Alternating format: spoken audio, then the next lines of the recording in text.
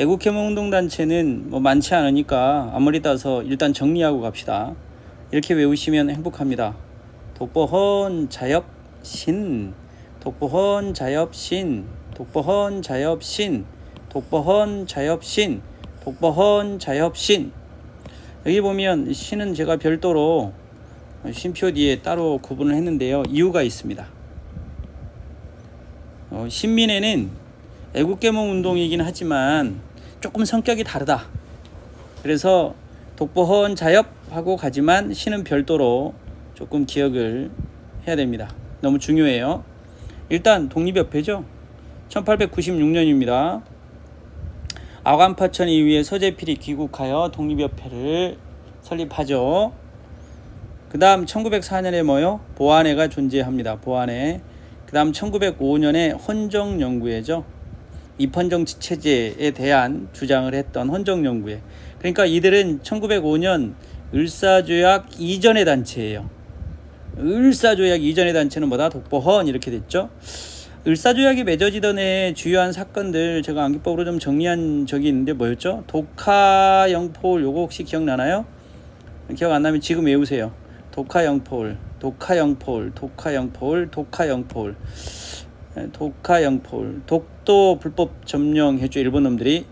언제예요? 이거 1905년의 주요한 사건들입니다. 카스라 테프트 밀약입니다. 카스라 테프트 밀약으로 미국 놈들이 조선에 대한 일본의 지배권 인정했죠. 제2차 영일동맹이죠. 그래서 영국 놈들이 조선에 대한 일본의 지배를 또 인정했습니다. 그 다음 러일 전쟁이 끝나고 포츠모드 조약이 맺어져서 포츠모드 조약으로 또 러시아가 조선에 대한 일본의 지배권을 인정했습니다. 그리고 나서 일본 놈들이 뭐 했어요? 을사조약을 체결하게 되는 것입니다. 을사조약은 내용이 뭐였어요? 통감부를 설치하고 우리의 외교권이 박탈당했죠. 그러니까 여러분이 입이 있는데 말을 못해. 딴 사람이 말을 해줘. 그러면 여러분이 자주적 인간이다 말하기 참 힘들잖아요. 그죠? 그래서 을사조약으로 우리의 외교권이 강탈당하면서 이제 자주적인 나라로서의 기능을 상실해 가고 있었던 거죠. 그래서 을사조약 이전의 단체는 뭐다? 독보헌 자엽신, 독보헌 자엽신, 독보헌 자엽신, 독보헌 자엽신 이렇게 외워두면 독보헌 일단 단체들이 좀 정리가 되죠. 독립협회 보안회 헌정연구회. 그 다음 을사조약 이후에 등장하는 단체죠. 대한자강회, 대한협회가 있습니다. 독보헌 자엽. 그리고 등장하는 게 뭐다? 신민회입니다. 신민회. 이 신민회는 대한협회보다 먼저 있었던 1907년 4월 달에 신민회가 먼저 결성이 되긴 하지만 독보헌 자엽으로 한묶음으로 보시고요. 신민회는 조금 성격이 달랐다. 애국개몽운동단체이긴 했지만 그래서 공부를 해봅시다. 독보헌 자엽신 1905년의 주요 사건은 어떻게 외웠어요? 독하영포울, 독하영포울, 독하영포울, 독하영포울 이렇게 외웠습니다. 자, 먼저 독립협회로 가봅시다. 독립협회 설립 배경은 뭐였습니까? 예, 우리 아관파천 얘기했죠. 아관파천. 러시아 공사관으로 고종이 갔죠. 을미 사변 이후에 1896년에 러시아 공사관으로 고종이 옮겨갑니다. 이걸 우리는 아관파천이라고 했죠. 그런데 아관파천 이후에 러시아의 이권을 빼앗기니까 열강과 맺은 조약에서 우리 최혜국 대우 조항이 있었죠. 최혜국 대우 조항 혹시 기억나십니까? 최고의 혜택을 받는 국가로 만들어주겠다. 그러니까 다른 나라에 이권을 하나 주면 그 나라에도 주겠다라고 했던 게 최혜국 대우 조항입니다. 조미 1882년 조미소 통상조약에서 최혜국 대우 조항이 이때 만들어지게 되죠. 그래서 이 열강의 이권 침탈은 이제 지극히 당연하게 따라왔던 거예요. 집권층의 친러적인 경향과 이걸로 인해서 이권 침탈, 그 다음 정부의 이 무능에 대해서 안 되겠다. 그렇게 해서 독립협회가 등장을 합니다. 독립협회의 기본 사상은 자주국권, 자유민권, 자강개혁 사상입니다. 자주국권, 자유민권, 자강개혁. 자주국권은 좀 자주국이죠. 자유민권은 백성들, 민권입니다. 민권, 백성들의 권리, 자유죠. 자강개혁은 스스로 좀 개혁을 해보자라고 하는 거죠. 그런데 이들의 한계가 있습니다. 뭐냐면 애국개몽운동단체의 어떤 독립협회는 의병항쟁을 배제를 했습니다. 일제의 침략에 맞춰서 우리가 의병운동을 벌였는데 의병항쟁을 배제를 했죠. 의병항쟁은 우리가 앞에서 지난 시간에 우리가 살펴봤던 것 같은데요. 의병항쟁 큰 흐름으로 좀 잡아서 간단히 복습을 좀 해볼까요? 아니면 복잡하게 복습을 해볼까요? 간단히 복습을 하면 제일 먼저 나왔던 게 을미의병 나옵니다. 을미의병, 그죠? 을미의병. 두 번째요, 을사병호의병입니다. 을사병호의병 또는 을사의병 이렇게 가도 되고요. 세 번째는요, 정미의병이죠. 을미의병은 1895년 을미사변, 명성황후 민비시의 을미사변과 단발령으로 인해서 유생들이 중심이 되어서 일어났던 거, 이게 을미의병이었죠. 그리고 을사의병이 1905년인데 요 사이에 광무정권기의 의병운동 또는 농민들이 주축이 된 운동이 있었죠. 우리 혹시 기억나십니까? 영학당 운동이 있었고요. 영학당, 영국의 종교인 양 이름을 영학당. 이건 동학의 이 남은 무리들이 영학당, 그 다음에 남학당, 그죠? 그리고 활빈당. 이 중에서 우리가 활빈당은 좀 꼭 기억을 하자라고 말씀을 드렸습니다. 활빈당. 그리고 1905년에 을사조약 이후에 을사병호우병인데, 이때 이 을사병호우병, 우리가 이 사람들은 좀 외우자라고 했죠. 제가 독립운동을 했는데 이 당시에 평민의병장이 등장을 하죠. 돌석이, 신돌석이 등장하고요. 을사병호우병을 모두 다 외우자. 독립운동을 한다는 건 목숨을 걸고 하는 것이니까 조국을 사랑하는 마음이 미친 듯이 사랑해야 된다. 그래서 미친 정신, 민최정신으로 외우기로 했습니다. 민최정신 이렇게 외우기로 했죠. 민최정신. 그래서 민종식, 최익현, 정용기, 정환직, 신돌석 이렇게 갑니다. 민최정신, 미친정신. 그 다음 정미의병이죠. 군대 해산 이후에 고종이 강제 퇴위당하고 이후에 이제 정미 7조약이 맺어지는데 이때 군대가 해산당하죠. 그래서 해상군인들이 의병대열에 합류하면서 우리가 이걸 의병전쟁화되었다라고 얘기하죠. 그래서 평민 출신 의병장들의 수가 이제 더 많이 늘어났죠. 이후에 13도 창의운이 결성되고요. 이거 우리 앞에서 모두 살펴봤던 내용입니다. 총대장이 이인영이 있었는데 부친상을 당하자 불효는 불충이라고 돌아가 버렸죠. 그래서 결국 실패하게 되었다라는 내용이 있고요. 그 다음 남한 대토벌 작전으로 일본 놈들이 1909년에 남한 대토벌 작전으로 호남 지방의 의병들을 소탕하려고 했던 일이 벌어졌고요. 이후에 의병운동은 만주나 연해주 지역으로 옮겨가게 되는 이런 흐름들이 있었다라고 말씀을 드렸습니다. 그런데 이렇게 죄송합니다.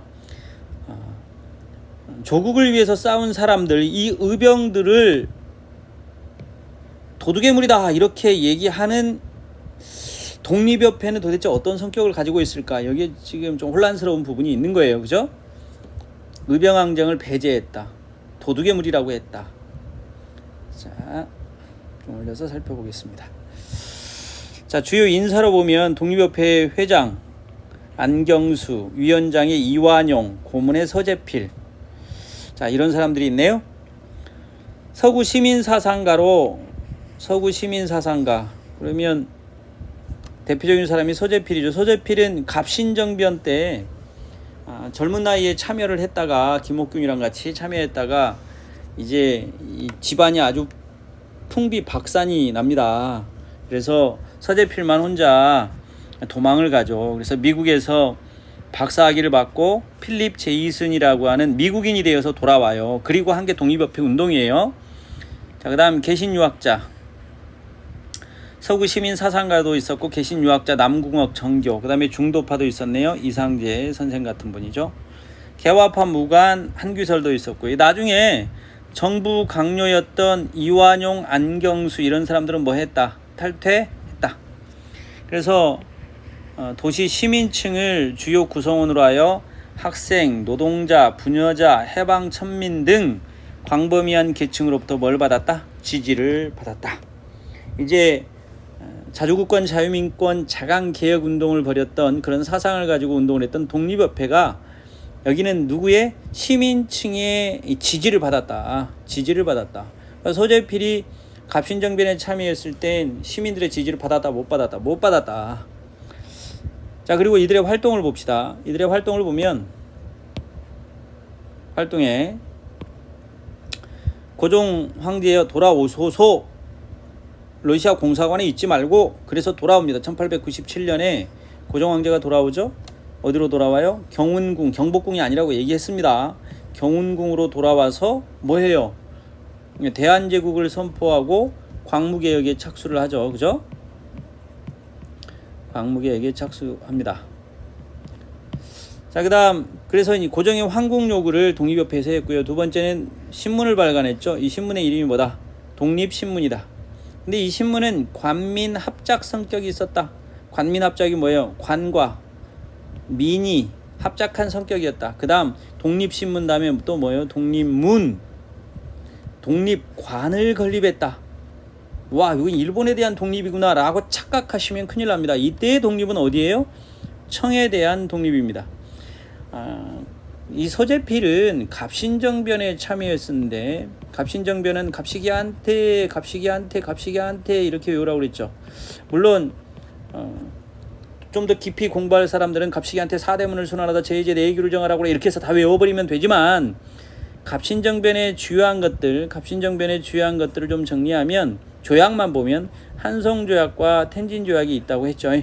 맞나요? 근데 이 갑신정변이 실패한 요인에는 이들이 잘못된 철학을 가지고 있었어요. 일본을 등에 업고 일본 공사관이 뭐 정변을 지원해 주겠다라고 하는 참 철없는 생각을 가지고 있었을 뿐만 아니라 백성들과 함께 하려고 했던 마음도 없었고요. 그래서 우리는 이걸 위로부터의 계획이라고 얘기했습니다.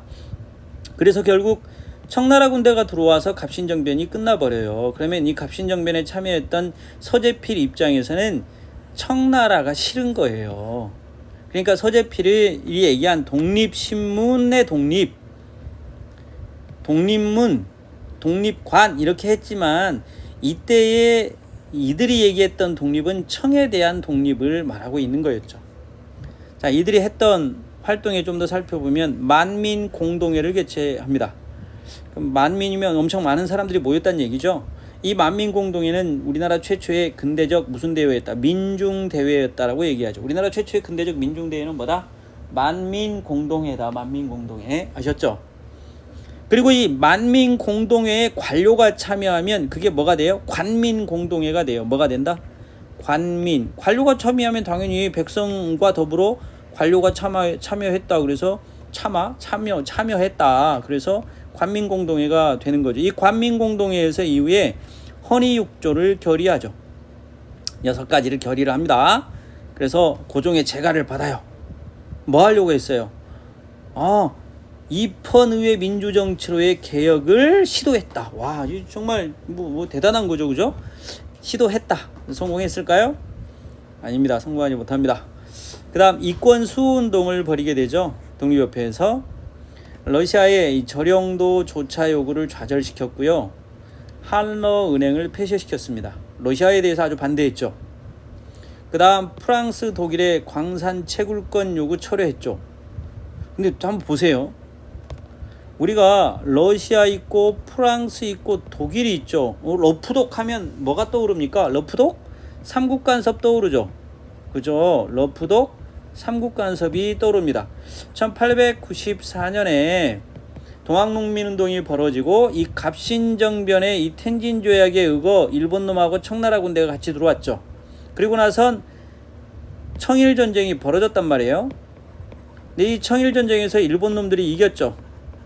일본 놈들이 이겨서 1895년에 시모노세키 조약이 시모노세키 조약이 맺어지죠. 이 시모노세키 조약에서 요동반도를 일본에 할양을 하죠. 넘겨줘요. 청나라가. 그런데 그 당시에 남하정책을, 부동항을 찾아서 남하정책을 펴고 있었던, 얼지 않는 항구가 필요했어, 러시아는. 그래서 남하정책을 펴고 있던 러시아 입장에선 이 요동반도로 일본 놈들이 오는 게 싫었어. 그래서 러프독 삼국 간섭을 주도하죠. 그래서 일본 놈들이 뭐예요? 요동반도를 다시 청나라에다가 넘겨주게 됩니다. 그 러프독인데 독립협회의 서재필이 주축이 되었던 이들의 이권 수호운동에 보면 러시아, 프랑스, 독일의 이권은 반대를 하죠. 철회를 시킵니다. 그런데 뭐예요? 영국, 미국, 일본의 이권 침탈에는 별로 반대하지 않았다. 서재필이 어떤 생각을 가지고 있었을까요? 일본을 거쳐서 미국으로 갔어요. 일본, 미국, 영국을 같은 급으로 본 거죠. 우호적으로 봤다 이 말입니다. 역시 한계가 있는 거죠. 한계가 두 개가 있다고 할까요? 한계가 있습니다. 자, 여러분, 그러면 만민공동회는 한 번 더 살펴봅시다. 만 명이나 되는 백성이 모였어. 많이 모였다 이 말입니다. 1898년입니다. 독립협회 회원들은 우리나라 최초의 근대적 민중대회를 열었다. 그게 뭐다? 만민공동회다. 그리고 이후에 뭐예요?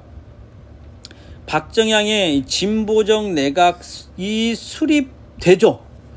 독립협회는 이 같은 활동을 통하여 보수적 내각을 퇴진시키고 진보적 내각을 수립하게 하는데 성공하였다. 박정향의 진보적 내각도 수립돼요. 그리고 이제 또 뭐가 나와요? 관민공동회를 개최합니다. 여기 만민공동회에 누가 참여했다? 관료가 참여했다. 그럼 뭐다? 관민공동회다. 그래서 여기서 뭘 결의했다? 헌의 6조를 결의했다. 중요한 내용들이 지금 나오고 있죠. 만민공동회에 정부 대신들을 합석시켜 관민공동회를 열고 국권수호와 민권보장 및 정치개혁을 내용으로하는 헌의 6조를 결의하여 국왕의 재가를 받았다. 이제 이렇게 진행을 하면 되는 거예요. 헌의 6조 내용 볼까요?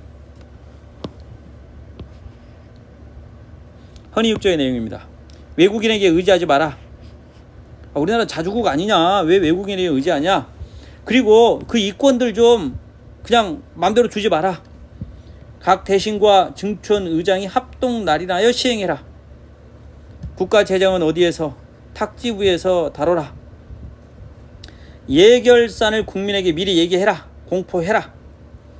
중대 범죄를 공판하되 피고의 인권을 존중해라. 책임관을 임명할 때는 정부의 그 뜻을 물어서 중의에 따라라. 대중의 뜻에 따라라 이 말이죠. 그 다음 정해진 규정을 실천해라.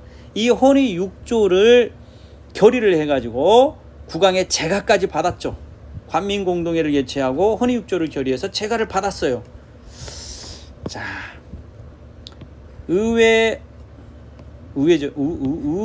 설립운동, 의회식 중천관제가 반포된다. 의회 설립운동.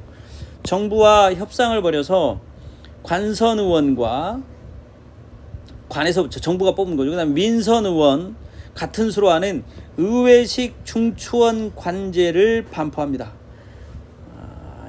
이게 우리나라 역사상 최초로 뭐가 설립되었다고요? 의회니까 국회가 설립될 단계까지 이르렀습니다. 그런데 이 단계에서 어떤 일이 벌어졌다? 정부의 탄압이 벌어졌다. 왜 그랬을까? 왜 정부는 같이 하자고 정부가 왕도 헌의 6조 제거하고 다 됐는데 왜 갑자기 정부가 탄압으로 돌아설까? 자, 황국협회를 이용해서 정부는 만민공동회를 탄압합니다. 이 보부상단체였던 황국협회가 있었죠. 만민공동회를 탄압해요.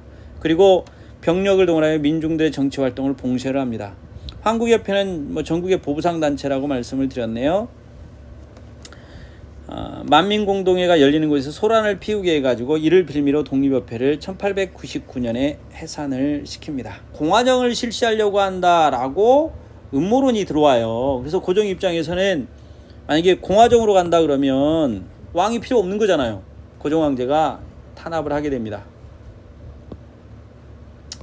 여기 관민공동회 모습입니다. 민족 기록화로서 나와 있죠. 이 보니까 이렇게 단상에 올라가서 이렇게 소리를 막 연설을 하는 모습이 보이고요. 여기 정부 관료들 보이죠? 대신들. 관료들이 참여했으니까 관민공동회죠. 여기 또 양복을 입은 신사 보이십니까? 서구의 그 개화 사상의 영향을 많이 받은 분들이고, 나머지는 또 보면 막 갓도 쓰고 있고요. 그죠? 그렇습니다.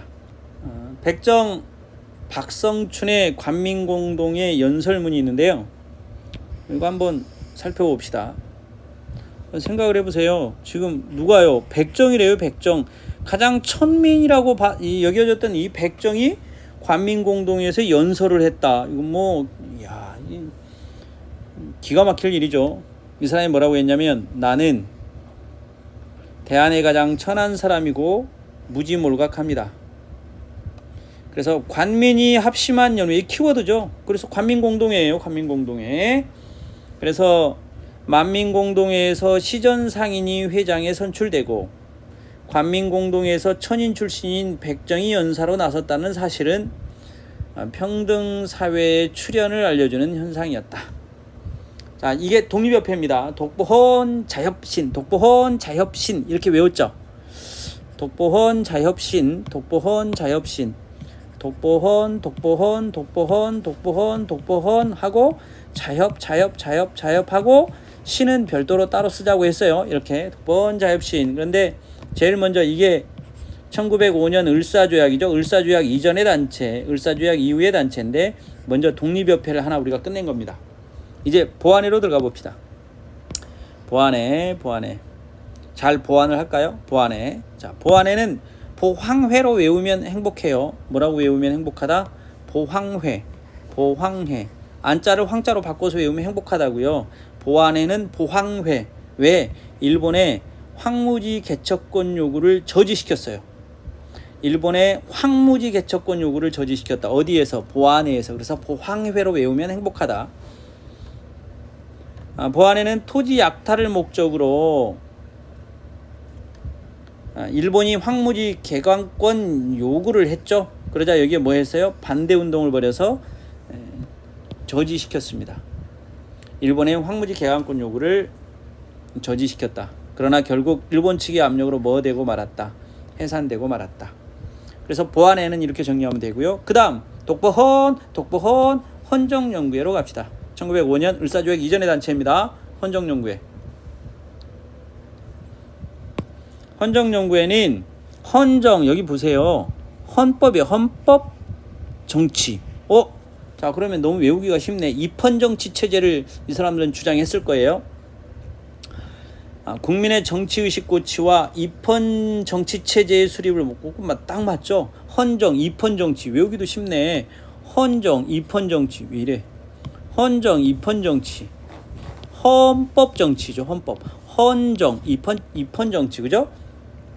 헌법이 있는 상태에서의 정치입니다. 정치체제. 입헌정체의 수립을 목적으로 했다. 그리고 일진의 반민족적인 행위를 규탄했다.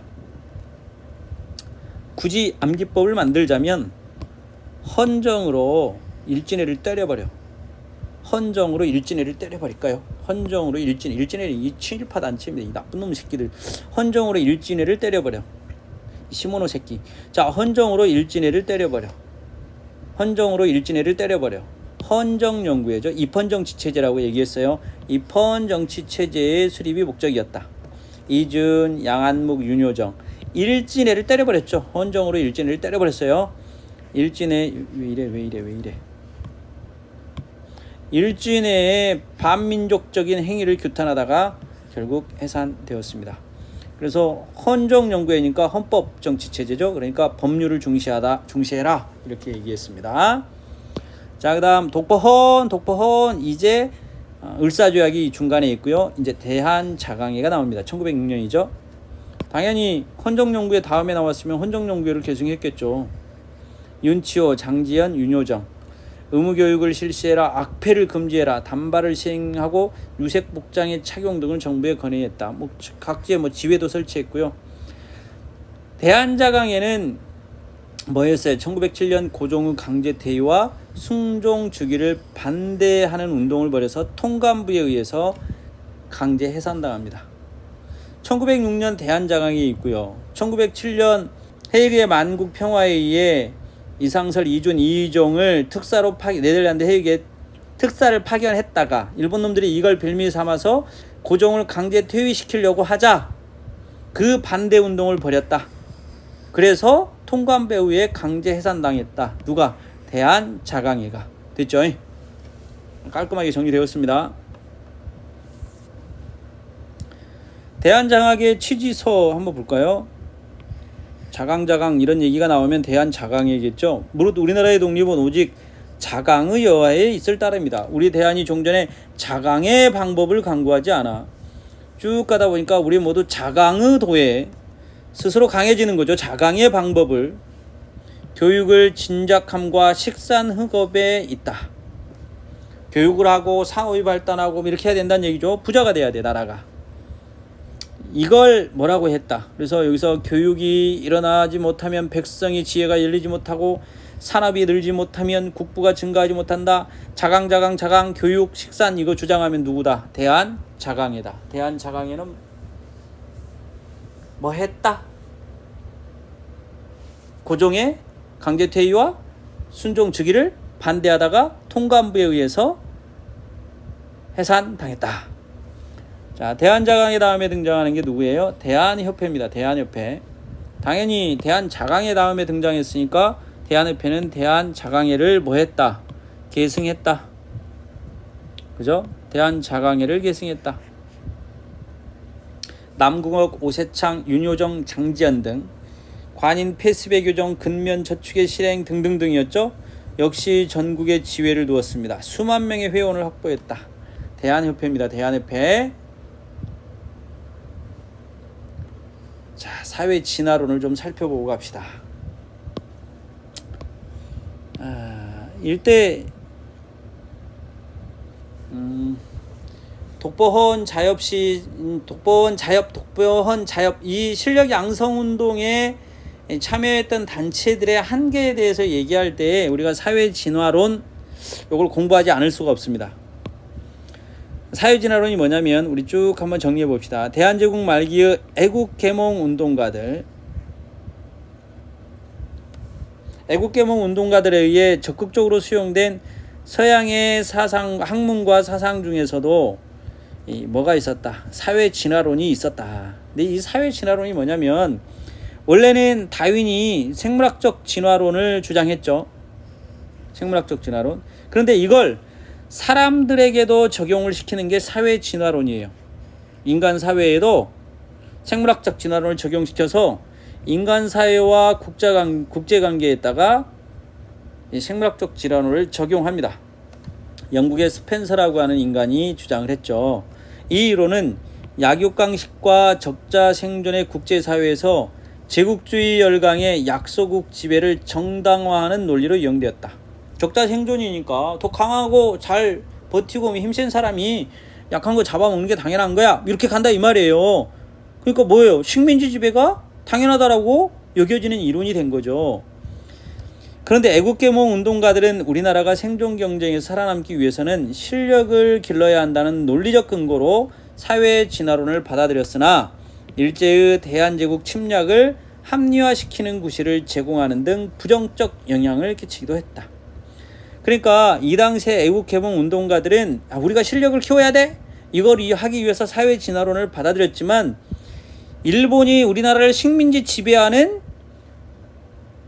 사상적 배경이 되었다 이 말이에요. 사회 진화론이 강한 나라가 약한 나라 이렇게 지배하는 건 맞고 강한 동물이 약한 동물 잡아먹는 게 맞다라고 보는 이 생물학적 진화론을 이 인간 사회하고 국제관계에다 그대로 적용했으니 이게 한계가 있을 수밖에 없다는 얘기를 하는 것입니다.